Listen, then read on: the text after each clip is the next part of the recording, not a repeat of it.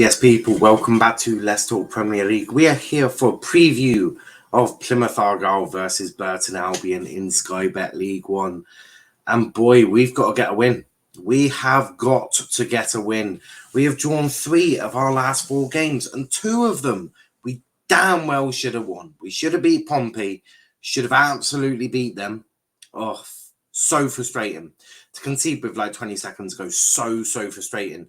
Don't even get me started on Lincoln, though. Don't even get me started. I am still raging with that referee. As you'll see, I've ranted about him many times. If you've watched any of the content of the FL show yesterday, the Argyle review, I'm still livid.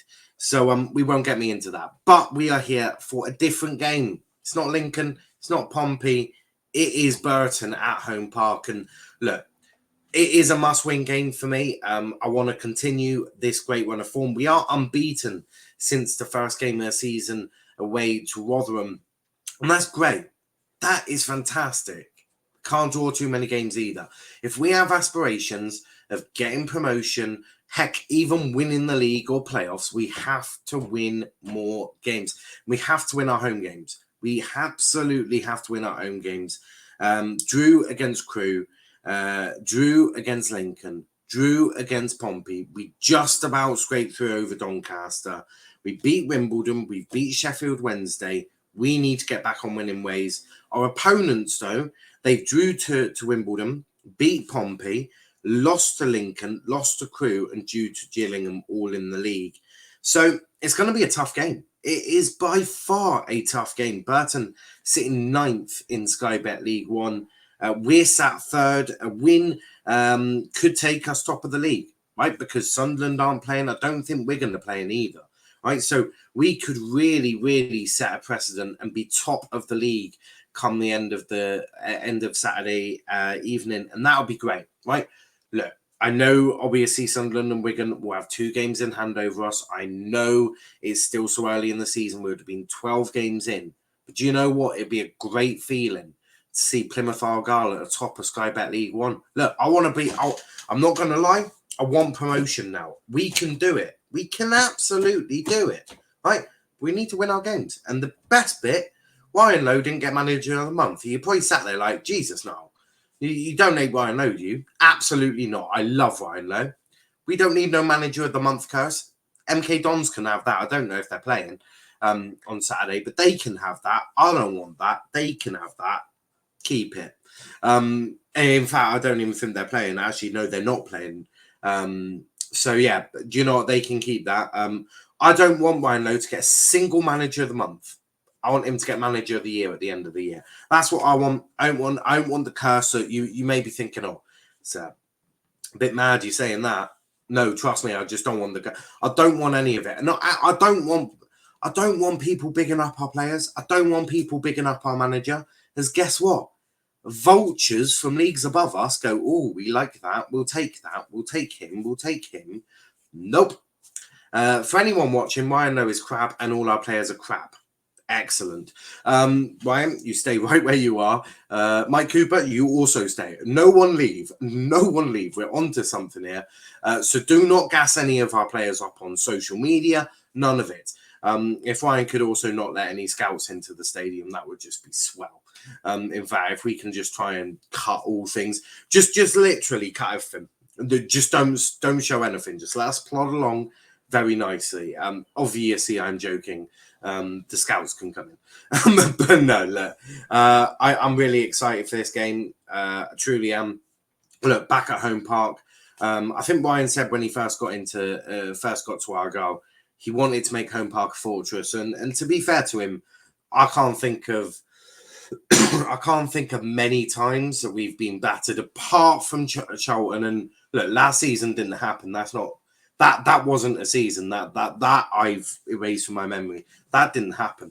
But no, since fans have been in there last when we were in League Two with Ryan Lowe, when this season, home park has been a fortress. Teams have not liked to come down here. Teams are sitting back on us. They're frustrating us. They're trying to frustrate the crowd. These are all things that we're going to have to become used to. It's going to have to be things that we deal with tactically. You know, Ryan Lowe's going to have to come up with a way of dealing with these low blocks. And so far, we've done quite well, right? I think Gillingham was a prime example. I mean, Gillingham for the first 15 minutes were like, we'll come out and play. For the rest of the game, they were like, yeah, we're not leaving your 6-yard box. You break us down somehow. So, look, Ryan, I think, is doing a great job. I think the boys are doing a fantastic job. Let's get into some injury news, some team news, shall we? So James Wilson is back after concussion. Obviously, Dan Scarr partly responsible for that, if not wholly responsible for that. Booting the ball at Wilson hit his head. Obviously, protocols meant that he couldn't play away against Lincoln. Ryan said he's done a bit of non-contact training on Wednesday, and he was fine to join in yesterday, as in Thursday.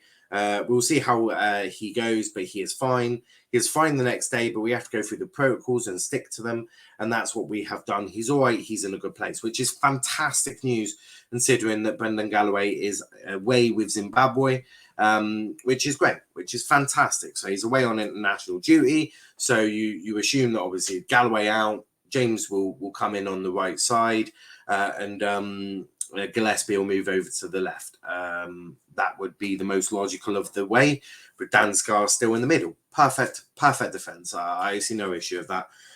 Look, there obviously is a few issues. I think Brendan is better than Gillespie, but look, this is the card we dealt with. Brendan is away with Zimbabwe. We wish him well, wish him luck. Hope he has a great time, stay injury free, beats all the things that we need, all the things we want. So yeah, really good. That backline has been solid all season, hasn't it? So that's fantastic news. Let's go on to Connor Grant. Grant was substituted during the first half of Crewe due to a tight hamstring, but there was encouraging news about that from Ryan Lowe, who said, Connor is training, he is fine. We will monitor him over the next couple of days. As of Wednesday, he was doing a bit of work with the fitness coach, Elliot Turner, and the medical team. So I'm not sure if he's going to start. That would suggest he's probably not. If he's not in contact training at the moment, he might be, doing contract training, but it might be a bit too soon for Connor Grant. Hopefully he'll start Ryan Law at left back, but I'll give my predicted team and who I want to, play and all of that in just a moment. But Connor Grant might be too soon for him to start, but I assume he'll definitely be on the bench. Moving on to Danny Mayer, this is great news. Ryan said Danny was with the physio yesterday, Thursday, and will be with the group today. He'll be around for the weekend. George is possibly just a bit behind. So Danny Mayer will be with the group on Saturday. Hopefully he'll be on the bench.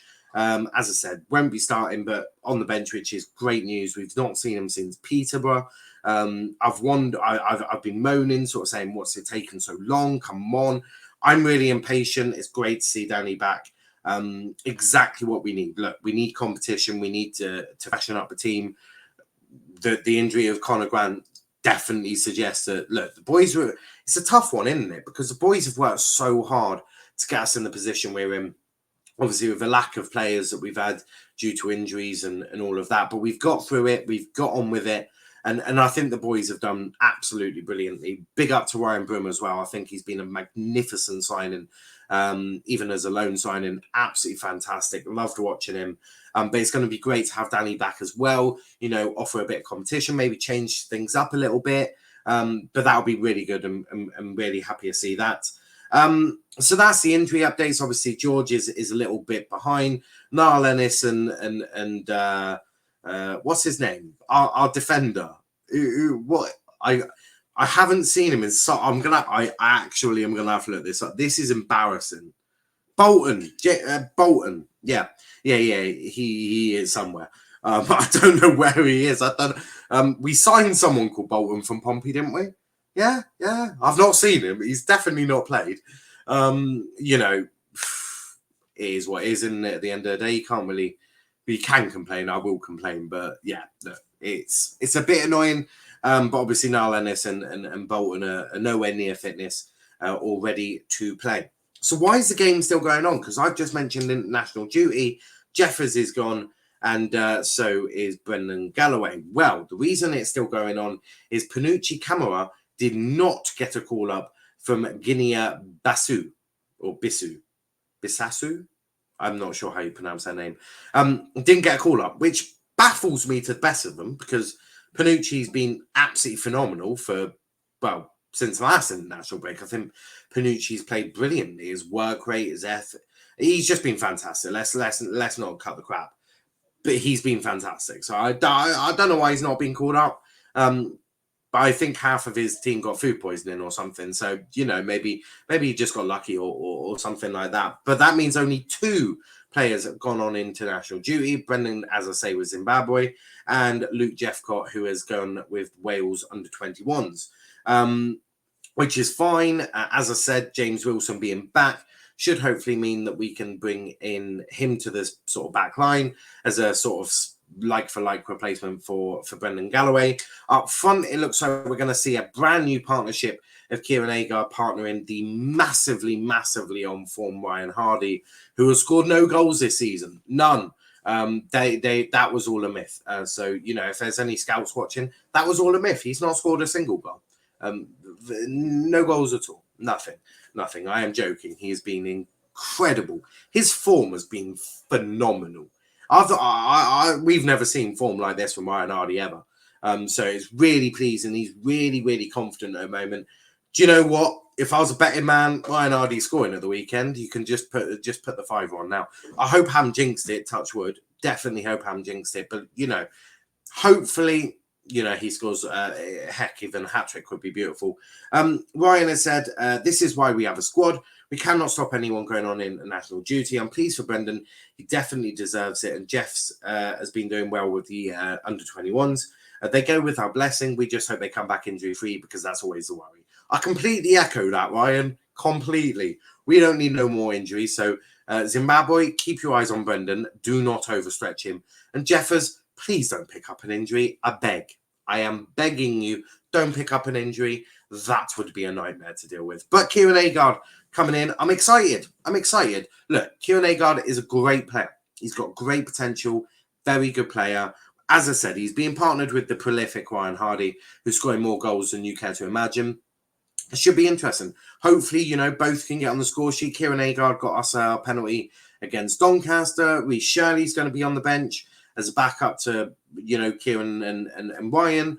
And Ryan's already put him on a couple of games. So, he'll not be afraid of putting Reece Shirley on. He's also got Garrick, who can play out front as well. Garrick is sort of being used as a utility player. Played left back or left wing back against Lincoln. Wasn't too keen on that, not going to lie. He can play on the right.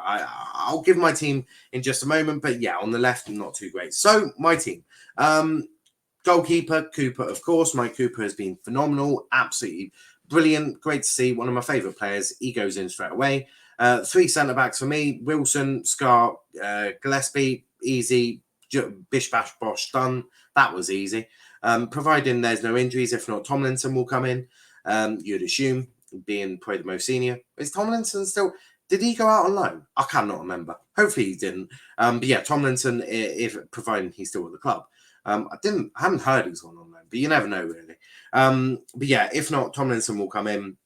Brendan Purcell, whatever we're doing, or I don't know, Joe Edwards coming in centre back. I don't know what Ryan would do if we start getting any more injuries to our centre backs. But yeah, that'll be my back 3. Obviously, Joe Edwards, the 100 man. 100th appearance was made against Lincoln, so it'll be 101, providing he can play against Burton, which I assume he will be. Captain Joe Edwards, what a man, absolutely phenomenal. Bicycle kick scored this season, scored more goals than I care to imagine last season. Saved us so many points. I reckon it's Scorpion goal tomorrow. Scorpion? I don't know. I don't know what Joe has got in his locker room, but he's got some. I'm sure he's got some tricks in his locker because. I'm going to be honest, I didn't see Joe Edwards doing a bicycle kick, but we move. More of those would be beautiful. I love seeing that.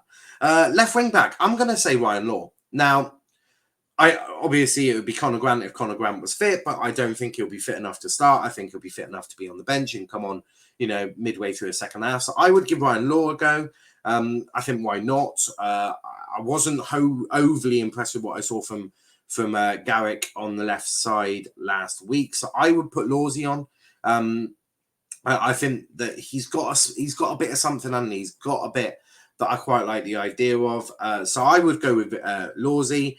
Now, in the middle, I would keep it the same. Houghton, Panucci, and Broom.